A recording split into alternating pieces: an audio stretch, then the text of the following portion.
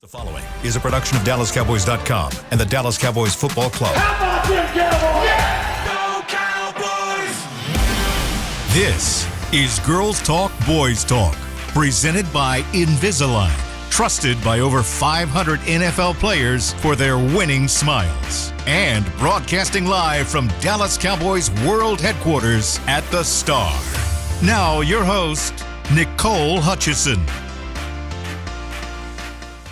Wake up, Cowboys Nation. Welcome to Girls Talk, Boys Talk, presented by Invisalign in the SWBC studio. I'm Nicole Hutchison alongside Christy Scales, Aisha Morrison.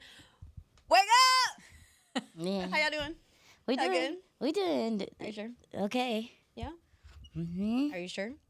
Yep. I need more energy. Oh my God, Christy, I told you, prepare yourself. Wake up! She's never satisfied. Never satisfied, and neither is this coaching staff, especially after their loss to the Denver Broncos in Week 8. 44-24, the final. I still hate saying it, but we have to. We heard from head coach Brian Schottenheimer yesterday. Let's get right into it. A couple of updates with Elijah Clark. Well, not really just yet. He said we should find out more information today. But also Malik Hooker has one more week on IR, so that's a good sign as well, especially because that safety room is so banged up. But ladies, just thoughts on that safety room. Really the secondary. It's been one of the most injured this entire year, but potentially getting maybe, your starter back. I mean, would that do any help? Well, just some friends or colleagues, even like Babe Laufenberg, who played quarterback in the NFL for 8 years. A lot of the guys will tell you one of the most painful injuries you can have is a rib injury, and that's what Elijah suffered. They're midway through the third quarter, and so, hope he's going to be okay, but might be ambitious to have him come back for the next game. The one good thing, and Shotty reiterated it a couple of times yesterday in his press conference, that there is one extra day to recover and to review and to improve and to look for possible personnel changes and scheme changes. That's because obviously the next game is Monday night against the Cardinals. Now, the Cardinals, of course, have had 2 weeks and a day to prepare because they're coming off their bye. But really, if, Donovan Wilson with the elbow shoulder injury, Wanye with the migraines, I mean, you hope that missing 2 games is enough time, but how can you be sure with that kind of injury situation?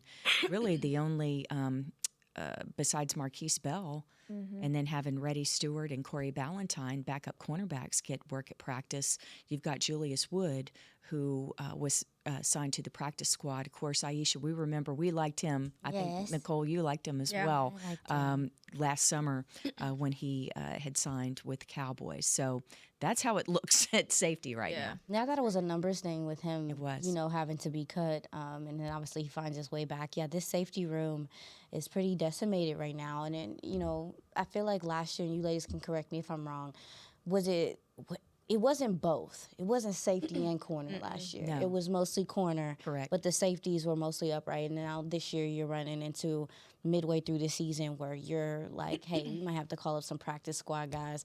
And honestly, the performance from the safety room was not that great this past weekend. I was really taken aback by some of I expected a little bit better play of Marquise Bell, if I'm being honest with you. He's someone that has stood out to me. He stood out during training camp, his performances, and I really was hoping that he, took advantage of this opportunity to get this start, and both in coverage and also too in the blitzing game and helping out in the run. Those things that he's normally excelled in. I thought he struggled this past game, so Dallas has a lot to kind of figure out on that back end going into next week. Yeah, talk about Julius Wood, who was obviously signed to the Cowboys practice squad. That was early October. He was an undrafted free agent in 2024. Waived in final cut downs and claimed by the Titans, but of course he is back here. Hello. But, I feel like we had a lot of confidence in this secondary. Well, let me pause. Before Michael Parsons was traded, we had a lot of confidence in the secondary, this entire defense, right? After Michael Parsons, kind of shifted, there were questions of where this defense would be. But still, there was expectations of the secondary still being solid because you did have Malik Hooker, you did have Donovan Wilson, you had Trayvon Diggs, who was healthy at the time. Deron Bland, hello as well. And so there was some confidence there. Do you feel like this secondary has I don't want to say underperformed, but met your expectations? Because I don't know what y'all's expectations were of this team. If the cleat fits. Please. I was just trying to be nice. I didn't want to. Oh no, you ain't. do You that. don't have to be. It's You know not what I'm mean, to be honest. Okay. Go ahead. What you got? Cool. What you got? What you got? No, I was asking. I know. I'm asking. The numbers are the numbers. I mean, everybody's underperformed on that side of the ball. Absolutely. Yeah. And the pass rush is underperformed, and it's put even more pressure on those defensive backs. And I think the issue when you have safety and you're without 4 of your top 5 safeties, that's a key area of communication, right? There it is. And the other thing is, it's not just communication among the defensive backs. You've got young linebackers out there, Shamar James and you know young guys, and Maristus in his second year. But you know, thank goodness you have a Murray out there, a Kenneth Murray, who has a lot of experience and has taken over green dot duties from Sanborn. But that's another thing that you have to worry about is you've got all these moving parts, guys that are practicing out of position. And by that, I mean Reddy Stewart and Corey Ballantyne having to work at safety last week when normally they're backup cornerbacks. And there's just so many moving parts, and communication is difficult. In the best of circumstances, when everybody's out on the field and knowing what they want to do. And, you know, it's I would think it would be more difficult for Matt Eberflus to try and change things up and mix and disguise things when you don't have guys out there who have worked together before and that it's new to them, or they may be playing out of position. So, there's a whole lot of things. You can't just put it all on the safeties or the defensive backs. I mean, when we talk about complementary football, I think most of the times people think the offense helping the defense and special teams helping get good field position. But even within the unit itself, pass rush is the best friend for coverage. Coverage can be the best friend of a pass rush if given just a half beat longer that the quarterback has to hold the ball and the pass rushers get to the quarterback. So we're not seeing that at all. That's fair.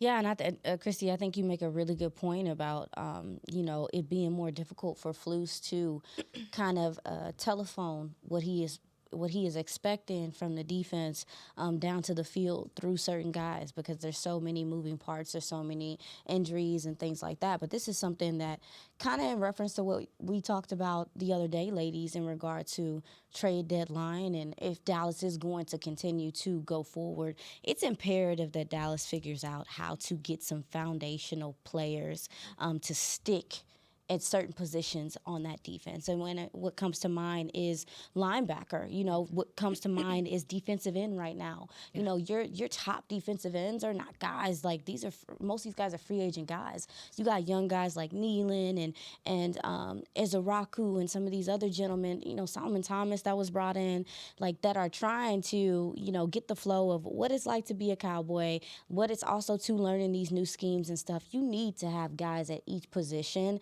that can steadily be there and echo, set the foundation for what that side of the ball looks like. So however Dallas decides to do it, they have been a draft and develop team for quite some time now. As guys develop, you got to have some guys in there that are ready and that are already established and ready to go. And I think that that's something that we're kind of seeing also, too, on that defensive side of the ball. Well, you know, talk about defensive end, and things can change. It could be a fantastic second half of the season, but for a Sam Williams, how many of us thought that this was going to be a real breakout year for him? And maybe it still could be, but draft and develop. And yeah, he missed the year with the injury, but this is the time of the career where that should be the guy, right? Yeah, absolutely. And you trade Micah away, and you've brought Dante Fowler back, and you think that you're going to get better production from those two. Again, I'm not saying it won't happen the rest of the season, but hadn't really seen it so far. Yeah, that's fair. I want to make sure we throw this out there. We are taking calls today, 1-888-855-2297. We're taking calls every Tuesday.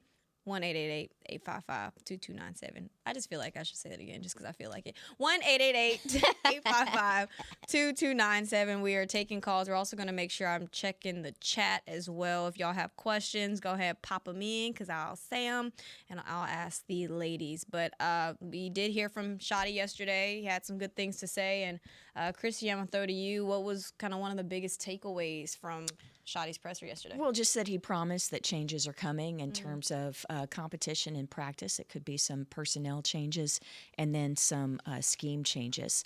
And the fact that they're looking at this game coming up, hosting the Cardinals Monday night, one-game season.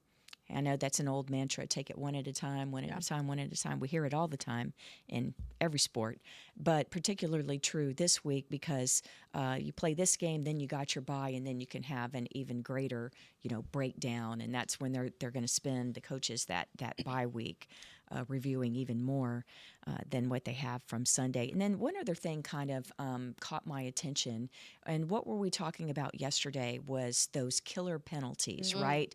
The pre-snap penalties, and particularly the false starts on offense. And one thing he said, because Shotty was saying that the players are taking accountability, but so are the coaches. And he says that with those pre-snap penalties, maybe we had too many shifts and motions in a loud environment. You know, it's so crazy. We talked about this before the season started, is that, to add on to what you're saying, we talked about this before the season started, is that even though this Shotty-led offense is really awesome and it's more, Window dressing? Yeah, I mean it's just a little bit more Movement. fancy schmancy. Yeah. It's urban. It's a little bit more, current and all that stuff. We talked about the fact that when you're implementing those things, it is gonna take some time for guys to adjust to that being their new norm, especially come out of the offenses that they have been running previously that are a lot more stagnant. And also, too, you have guys coming back from injury, guys battling some things, and we talked about that loud environment in Denver. So I thought it was really honest of him to point that out, especially given, the environment that they were in. So go ahead, Zach. Yeah, no, that was just going to say, I totally agree. And that's one of the loudest venues you're ever going to have. And when the defense is already suffocating you and the crowd's into it, it makes it even worse. So you don't need the bells and whistles and things like that. And the reason why you do those shifts and motions is, you see how the defense reacts, and that way Dak has a better read on how they're going to play this particular play. So it's good to have those kinds of things. But when it's hard to hear, when the communication is lacking just because of the environment, maybe the best thing in that situation is the old KISS, keep it simple, stupid, right? Yeah. So, but those are a couple of things that I took away from Shotty. Yeah, yesterday we had James Houston on the Cowboys Hour, and he kind of he took, I know Brad was like, I know they were friends now, but what happened with that penalty that you got called on? And he was like, hey, I was just in the zone, but I'd asked him to follow up was, what's the key to kind of cleaning up those penalties? He said it's just a mindset thing. We just all have to get on the same page. Now, what that looks like, I'm not sure, but obviously something's got to give because, Aisha made a good point yesterday. You're giving up so much yardage with, all these crucial penalties. What they had 9 for 80 something yards yesterday. Downs too. Unacceptable. So it's got to get cleaned up. Yeah. Hopefully it is cleaned up by Monday night. But we do have a caller, and Aisha, I'm about sick and tired. But we got Billy in Fort Worth. Oh my God. Billy, what you got? Hello. Hi, Billy. How you ladies doing today? Morning, Billy. Good morning. Victory Tuesday, ain't it? Christy's fed up of you already. No, I'm not. I am anxious to hear what you have to share with us. I just want to say, great show as always. Great show. Thank you. But let's talk about it. I'm not going to talk about defense today. I'm going to talk about that offense. About how Javonte Williams thought he was going to have one of them Rico Dowdle comeback games. And look how that turned out. I'm fed up. Oh, my God. But no, I'm not going to talk mess about him today. But I just want to say 2 things today. Mm-hmm. I want you all to know that Kyler Murray is undefeated in AT&T Stadium. Yep. We know. You take it how you want it. Kyler Murray's undefeated in the AT&T Stadium. And then on top of that, I see you all talking about the secondary and things like that. Well, I think they got a chance to fixing that secondary. They got somebody out there like in free agency. They got like a Chauncey Gardner. Do you ladies think that Jerry Jones could go get maybe Chauncey Gardner? He's nuts out there right now. You feel like you changed. You feel like you changed George Pickens' attitude. Everybody was talking about his attitude and things like that. So now, do you feel like you can change somebody like him and throw him back there as safety? I don't know. Would he last a week down? I don't know. That's tough. Where he got? Yeah. Thank you, Billy. We appreciate you. The Dallas. I'm worried about the Dallas nightlife for him. Yeah. You ain't lying, because the Houston was already worse. So if he couldn't act right in Houston, I mean, but can he play? Yeah. Like, does he bring like a level of physicality and that attitude to his secondary? Sure, but the player has had too many issues in other locker rooms for me, and I don't think Shotty playing about trying to keep this locker room kind of. Well, we already got our own stuff. Yeah. We don't need to bring no. That's fair. That's fair. All right, we're going to take our first break here on Let's Talk Boys Talk, presented by Invisalign in the SWBC studio. We'll be right back. Cowboys fans, when it comes to navigating the ever-changing world of tax, your business needs a partner it can trust to tackle even your biggest tax challenges. Ryan is the largest firm in the world dedicated exclusively to business taxes. Our team of tax professionals has local expertise in all areas of tax and can help you uncover savings opportunities you didn't know you had. Learn more about how Ryan can improve your overall corporate tax performance by visiting Ryan.com. Ryan, the official tax partner of the Dallas Cowboys. When you're on the field, you know what it takes to lead your team and play with confidence. But that confidence shouldn't just stop at game time. It should follow you off the field, too. Join over 500 NFL players who trust Invisalign, the #1 doctor-recommended clear aligner brand.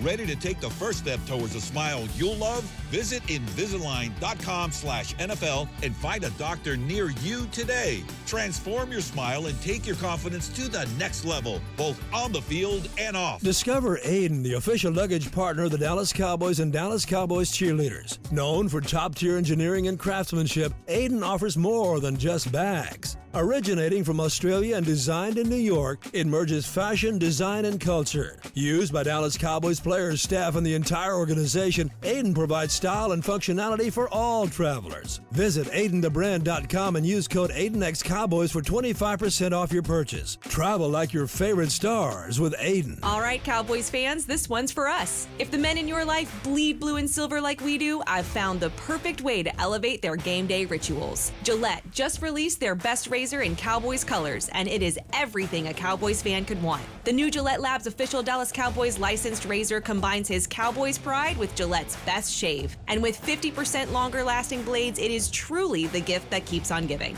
Get it while you can at Gillette.com/NFL. Gillette's best shave is also available as heated.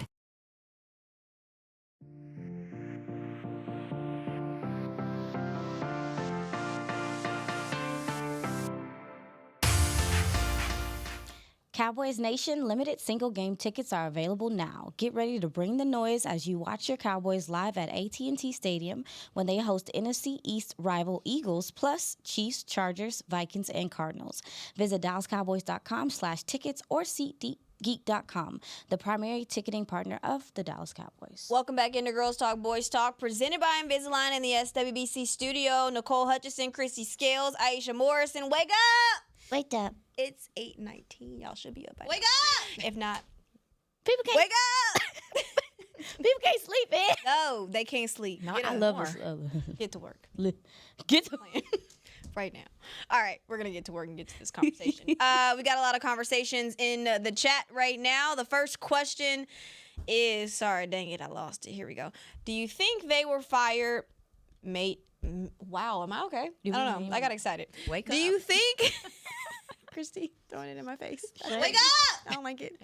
Do you think they will fire Matt Eberflus? There we go. That was the question from T-Todd. What Bree said yesterday? They It's gonna be a the no for me, Cowboys. dog. Yeah, is they the Cowboys fans or is they the Jones family? He been fired since week 3. Please. The Cowboys fan. You ain't lying. What you got, Christy? I don't think so. Yeah. No, I think that you look at this personnel and you can say that it's not in the injury situations. Not that that's an excuse. There are excuses and there are reasons. Yeah. But you know, you can hope that they can turn it around. I think by this time last year, people were the players were more integrated and knowledgeable of Zimmer's systems, and things improved. And so I think that after the bye week, I know you got to get through the Cards first, and weird things happen against the Cardinals. They are such a difficult opponent for the Cowboys. Have been to, I know this game is at AT&T Stadium, but we've been to Arizona so many times and had wacky, weird endings. Anyway, no, I think that Joneses have faith in Eberflus, and it's not like these NFL coaches forget how to coach in a year. So hopefully with some reinforcements coming in, that will help as well, coming out of the bye, getting some of the healthy players. But that's a long-winded answer to no, I don't think so. When's the last time that they actually fired a coach mid-season? Well, Wade Phillips. And so that's the thing. It was Wade's defense as well. And so once he got fired, that was against Green Bay, just laid an egg up there, just an embarrassing loss. And Jason Garrett was offensive coordinator, so he takes over as head coach. And then Paul Pasqualoni, had been the head coach at Syracuse and longtime veteran coach, college, NFL, he took over as the defensive coordinator. Got you. I don't see it happening. And I think it kind of goes back to what I was rambling about before, is the lack of foundation on that side of the ball specifically.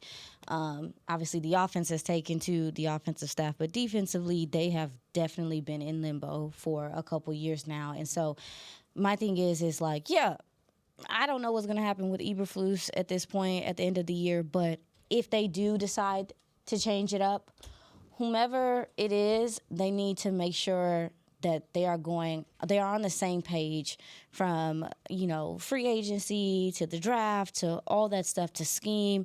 They really need to hone in on how to get, whether it's Flus or not, to get a coordinator in here and keep them in here if you can, and allow these guys to understand the system. Because, we can say what we want to say, but there's another team in the division that went through limbo and had to figure out who worked for them until they landed on Vic Fangio, and now he is a foundational part of why that team is a Super Bowl winning team. So I'm just looking for Dallas to try to figure out who fits Dallas, who fits this other side of the coaching staff. Like, they really got to hone in on how to get these guys to buy in moving forward to improve for me. I don't like it.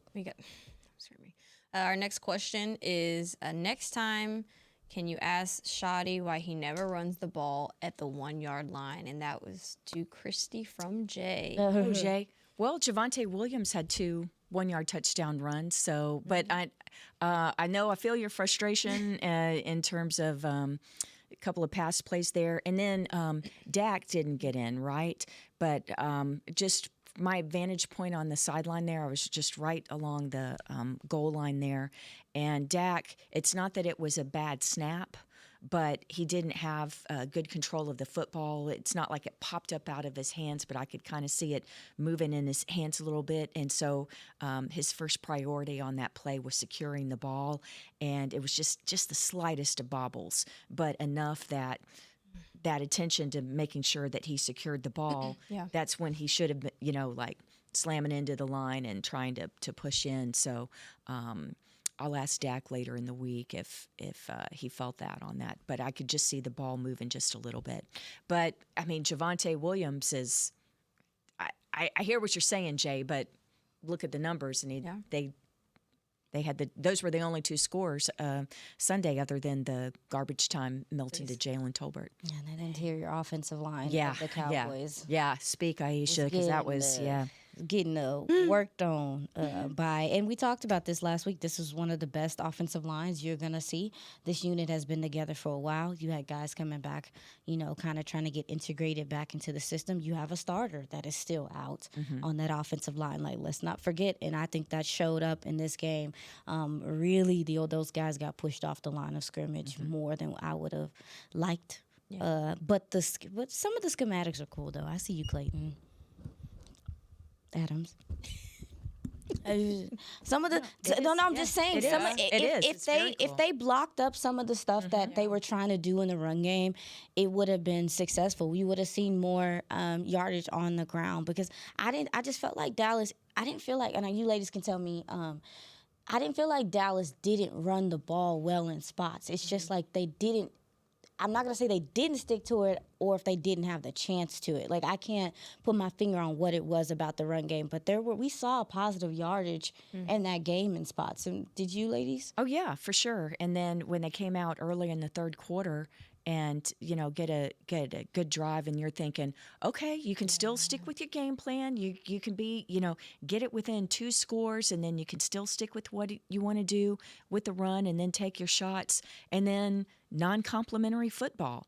Defense comes out and surrenders another score, and now you're down 3 scores again, and you can't stay with the run to help set up the pass. So, there was I think that the plan was good, but, when you fall behind like that and the defense can't get the opponent off the field and you're having to play catch-up continually, I think that added to the issue. You thought the plan was good? What's that? You said what? Huh? What'd you say? I was just saying. No, go ahead, Nicole. Are you sure? Say it. I said you thought the plan was good. I mean, no. I mean, you couldn't do your plan because once you started falling behind like that, right? Tracking. I when you asked me, Nicole, when you asked what, I didn't get the answer. What I was just gonna shut up. No, but when you asked what was something that stood out in Shotty's presser yesterday. Growing pains. That's what stood out to me. Is that when you look at film, there were a couple times that the Denver Broncos knew what you were doing offensively. So you're not new play caller, but first time play caller at this level as a head coach. You in week 8, so teams have a considerable amount of tape on you. I think he also, too, is at a place to where we're going to go through some of the growing pains with him getting back accustomed to being a play caller in the game, within the game, and the competition. One thing I know a lot of people don't like it. I like that about Shotty. I don't know if you ladies do that. He'll come out and be like, I messed up here. Yeah. Oh, yeah. I should have made a better decision here. Yeah. And I think it's a slippery slope. Like, don't tell us too much because you're going to have people pissed off. But I also like the transparency of, hey, I mess up sometimes too. Sure. And I feel like we are at that point in the season too where he's probably having to go into his stuff and kind of reevaluate. Like, okay, how should I call this, or can I call this here? So between, like you were saying, Christy, just the communication and all this stuff, the growing pains on the defensive side, and then also too on the offensive side. I think this was one of Shotty. Sounds like it was one of his games where he wants a lot of some of the decisions he made back. Oh, sure. And growing pains within the staff, too. These guys hadn't worked together. They haven't worked together. They haven't worked together. Yeah, absolutely. So, again, not an excuse, but it's reasons. The honest part. And Vance Joseph and what he does with the Broncos. Oh, we got to give them credit. Yeah, they did a fantastic job. That is, yeah. Yeah, their game plan was fantastic. They definitely were watching that film. Yeah. Go ahead, girl. All right, we're going to take our next question. They said, we keep blaming Flus. I get it. But how much blame falls on position coaches? The second part question is, would the secondary look the same if Al Harris was still here? Huh? What you say? You heard me. But I'm going to repeat it anyway, just trying to be funny. We keep blaming Flus, but how much blame falls on position coaches? Second part question. Would the secondary look the same if Al Harris was still here? No. No, they would be doing different stuff. Yeah, they'd be doing different stuff. And I actually talked to David Overstreet before the game because I was asking him, who are your backup safeties? Yeah. You only have 2 safeties on the roster, and they're both starting because 3 of your top 4 guys are injured and unavailable. And so he was talking about how they cross-trained Reddy and Corey Ballantyne, the backup cornerbacks, to get a little bit of work at backup safety. And he was saying, I asked, have you ever had this kind of situation before? And he says, well, I've, cross-trained cornerbacks before. But I'm like, yeah, but was that kind of like through the course of the season and not just in 1 week? And he's like, yeah, it was more like having a guy ready. I will say we were talking about coaches working together before. Eberflus, there's more continuity on the defensive side of the ball because Overstreet, Andre Carter, who's the pass game coordinator for the defense, they were all, and Dave Borgonzi, the linebackers coach, they were together in Chicago. So interestingly, there's more staff continuity on that side of the ball. What I think the question is the responsibility to the position coaches and not just Eberflus. Absolutely, that's fair. It's a fantastic point. Yeah, and they would be the first to say that. Yeah. Because one of the things that Shadi talked about, and the reason why we're focusing on Shadi's comments is we will not hear from the coordinators from Eberflus, Adams, and Nick Sorensen until Thursday. But what Shadi was talking about with eye discipline and things like that, that's going to come a lot from your position group, your position coach, right? And some of the fundamental things that you're working on, not only on the field, but mainly in the classroom as you talk through the plays and watch film and things like that. So I think that's a wonderful point. It's just that most fans are casual fans that could maybe name a coordinator but not be able to name the specific position coaches. So that's why the heat always falls on the coordinator. Yeah, I agree. But we don't have casual fans that do We don't. girls talk, boys talk. I think that's one of the most insightful questions. It's a wonderful question. Yeah, I agree. I think that there's a lot of questions that can be asked. But again, it goes back to what I was fussing about earlier, is that, when you look at a staff, when you look at a DC, most of those guys are OC or whomever going to want to bring some of their own guys, or going to bring, and with bringing their guys, they're going to bring the same philosophy, a lot of the similar mindset. And so if it's not looking good one place, then it might be a trickle down of thing. So for me, I just think moving forward, however you decide to do it, you need to make sure that people are on the same page. And if they need certain players for their scheme, then you got to go get them. And if you ain't going to go get them, then don't hire the people that's going to have them that needs them. Yeah. All right, we're going to take our second break here on Girls Talk, Boys Talk. Up next, I want y'all to think about what's the biggest lesson that this Cowboys team should take away after this Denver Broncos Cowboys. I don't know if I want to call it a clinic, but it was somewhat of a clinic. It was a blowout. We're going to take our second break here on Girls Talk, Debacle. Boys Talk, presented by Invisalign. Cowboys fans, when it comes to navigating the ever-changing world of tax, your business needs a partner it can trust to tackle even your biggest tax challenges. Ryan is the largest firm in the world dedicated exclusively to business taxes. Our team of tax professionals has local expertise in all areas of tax and can help you uncover savings opportunities you didn't know you had. Learn more about how Ryan can improve your overall corporate tax performance by visiting Ryan.com. Ryan, the official tax partner of the Dallas Cowboys. When you're on the field, you know what it takes to lead your team and play with confidence. But that confidence shouldn't just stop at game time. It should follow you off the field, too. Join over 500 NFL players who trust Invisalign, the #1 doctor-recommended clear aligner brand.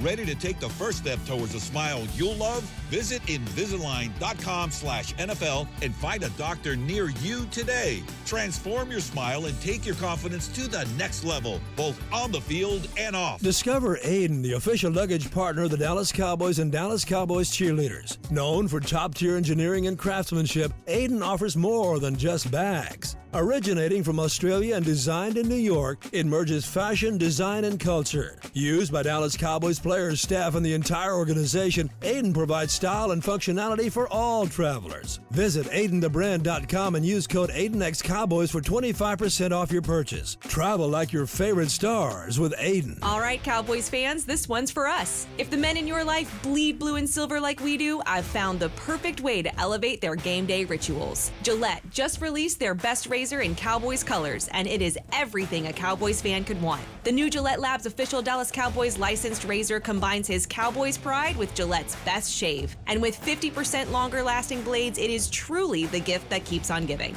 Get it while you can at Gillette.com/NFL. Gillette's best shave is also available as heated.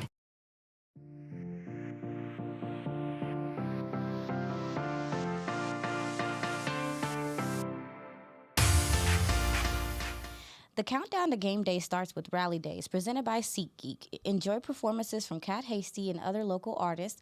Get a behind-the-scenes look at AT&T Stadium, meet the Dallas Cowboys cheerleaders and alumni, and more. Get your tickets from Rally's Day on November 2nd at AT&T Stadium.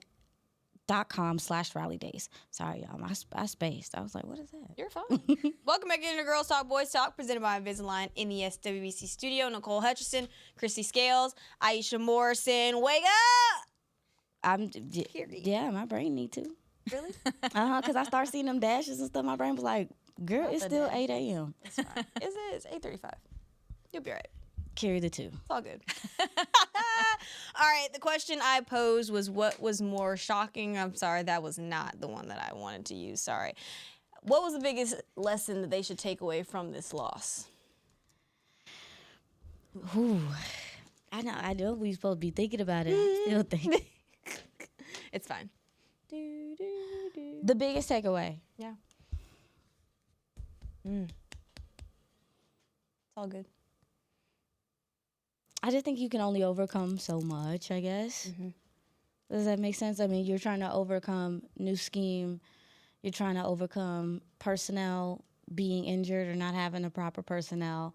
You're trying to overcome, your offense. Again, your offense needed your defense to kind of come on with it, help you out. Like, I just feel like there's only so much you can, battle as a team collectively. And not saying that means that they're just going to falter. I'm just saying, you saw that show up in the game, is that there's only, they're battling so many different things. You down starting corners, you're down, it's a lot. So I think that's what I took. And that's why you cannot have the self-inflicted wounds. You absolutely have to play your very best against a really good opponent in the Broncos. And what I took away from it is what Shadi said yesterday. We knew what was coming. Yeah. But you still couldn't do anything about it, and you hurt yourself with those penalties.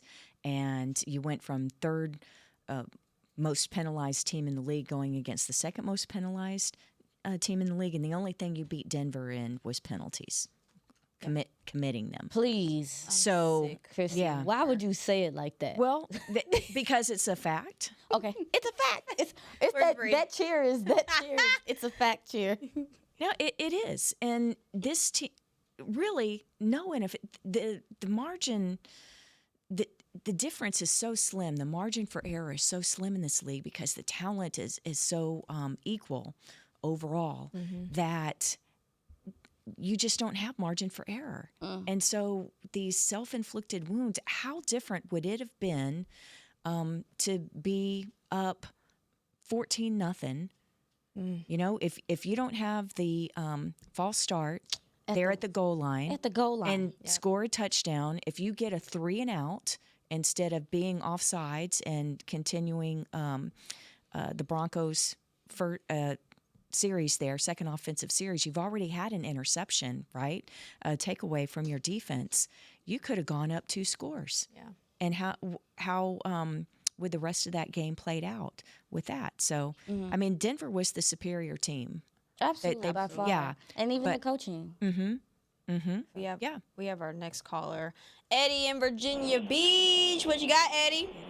Hey, good morning, ladies. I love you guys' show. You keep me up in the morning early. Thank you so much. We're glad you get to stay up with us. Yeah, but anyway, I've been a Cowboy fan for the longest, since 1970 when I was 7 years old. And I tell you, right now it's just really sickening. I mean, because I guess I want to say, at what point does the players take responsibility? Now, I was one of those guys, I was upset at Flus, but I'm looking at the games and I'm watching the games out here in Virginia and listening to all these Commanders fans just call me. It just irritates the dickens out of me. But like I say, we're born and raised in East Texas.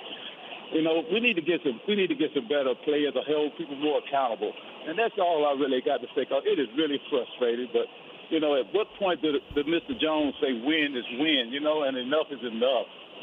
All right. Thank you so much for taking my call, ladies. Thank you, Eddie. We appreciate you. Yeah. So go ahead. And call those Commanders fans, the friends of yours, and ask them what happened last night in Kansas City, so you can kind of get back at them a little bit today. I'm sick of her. Yeah. Hey, if they're going to give it, they have to take it. Yeah. Right, Eddie? That's what I say. I hear what you say about the accountability, and I think that this is a good room. I think overall, and I think the players, the ones that are going to be here for the long haul, I think they do, and take accountability for themselves and try and hold their teammates accountable as well. As for getting better players. I mean, you can look at the draft, especially defensive side of the ball. We're talking about the personnel. There have been swings and misses the last several years, and the guys who now should be the foundational players are the ones who maybe they're inactive this week, maybe not. And that I'm talking about Mozzie Smith and the like, and a guy like Junior Fajoko who should have been a guy on the line. You get these second day picks or these middle round picks, and they're going to be your Chauncey Golstons and your Dorrance Armstrongs, and they're not. And so far, Fajoko for sure, because he's not here anymore. But it's definitely an issue, and we hear you, Eddie, and I agree with a lot with what you said. Yeah. And I think some of the guys have taken accountability. Don't get it twisted. Like, there's guys that, of course, after a loss like that, you don't want to answer questions, but they did. Especially yesterday, getting to chat with a couple of the guys. They know that what they've put on film is not acceptable. Like, they know that. And so, but now it's, what are you gonna do about it? So we'll see. But my answer to that last question, I'm sorry, before I lose my train of thought, is my takeaway is that. From what I've gathered, practice ain't working. The way that they're practicing isn't, I guess, up to the standard that they feel like it should be at, because it's not translating. Because you're hearing so many things in the press conferences from Shoddy. They said that they practiced everything that they were expecting to see out of Denver. It didn't translate. CeeDee Lamb post-game as well, saying the same thing. Practice isn't translating. So something's got to happen in order for it to click. Now, what does that look like? I don't know, because I didn't play in the NFL. But they've got to figure that out. Like now. Having these conversations this late in the season. I know. And midway through the season is crazy. What was the question? I'm sorry. What was the biggest lesson? Did you answer? Yeah. Yeah, You she did. answered it. Oh, no, I thought that was a different question from No, my bad. It's okay. Do you feel like this team is mentally tough enough to respond? We're going to find out. Yeah. Aisha, I'm sick of you. Because what's your answer? I don't know. I watched them on film. I see their body language. I see how they respond. I see how they move out the way so they don't get blocked. Yeah, we see that. We can see it. Yeah. So, are they? We'll see. I don't know. Your defensive tackles got their asses whooped. Your linebackers got their A-words whooped too. And it seemed like some of them weren't interested in contact at times. And we don't really talk about effort. And I know that's not something we should be touching on, but I think what they're saying by what they're practicing isn't translating isn't necessarily, Nicole, that what they're practicing isn't right. It's that people are making their own decisions when they get actually under the lights. And that's even worse. I was say, well, no, really, we'll find out. That's a old Mickey Spagnola thing. Well, we'll see. No, but really, I mean, no. Shoddy says it's now a one-game season going into the bye. Monday night against Arizona. So, yeah, all these lip service things, right, that the players are saying, coach is saying, okay, all right, show it. Show it. That's fair. Someone commented / questioned, with all these changes to the defensive coordinator over the years, it would have been most beneficial to just draft high IQ ballers instead of players that fit the scheme. Thoughts? Well, they need to be going BPA. But that's what Philly did. I hate to say it. That's what Philly did last year. They literally, as Fangio, because midway through their season, they weren't looking like the defense that they grew to be, but they had so much talent in certain places that it kind of overshadowed them getting the swing of this new scheme. You'll always need to be trying to get the best players in here, and I think to y'all's ladies' points about the defense and what they look like as far as like their effort and stuff like that. I think it's not that they're not trying in some places. It's just that they're just not. Some of these guys, there's role players in the NFL too. Sure. There's role players in the NFL. There's rotational guys in the NFL too. You got a lot of guys starting that are their snap counts and stuff dictate that of a rotational player. And when they are having to play extended snaps, that's when you start seeing the drop down in talent. Exactly. Agreed. All right, well, the next couple of days, we are going to be diving into this Cowboys, Arizona, Monday Night Football. Are you okay? You excited? Bumbo. Good. We're diving into this Cowboys, Arizona Cardinals film. It's a kickoff on Monday Night Football. Hopefully the Cowboys can get back on the right track. Prayers up. Yeah. We'll see it. But, yeah, that's the wrap for the show. Unfortunately, ladies, we got to go. We had fun. For Christy Scales, Aisha Morrison, Nicole Hutchison. We'll see y'all back here at 8 a.m. Mañana. This has been a production of DallasCowboys.com and the Dallas Cowboys Football Club. How about this, Cowboys?